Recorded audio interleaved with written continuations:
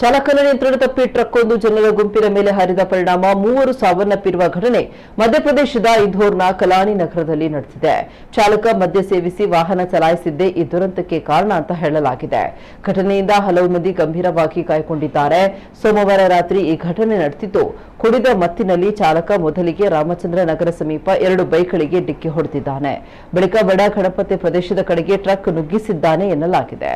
ಘಟನೆಯಿಂದ ಸುಮಾರು 10 ವಾಹನಗಳು ಜಖಂಗೊಂಡಿವೆ. ಟ್ರಕ್ ಚಾಲಕನನ್ನ ಈಗಾಗಲೇ ಮಲ್ಹರ್ಗಂಜ್ ಪೊಲೀಸ್ ಠಾಣೆಯ ಪೊಲೀಸರು ಬಂಧಿಸಿದ್ದಾರೆ.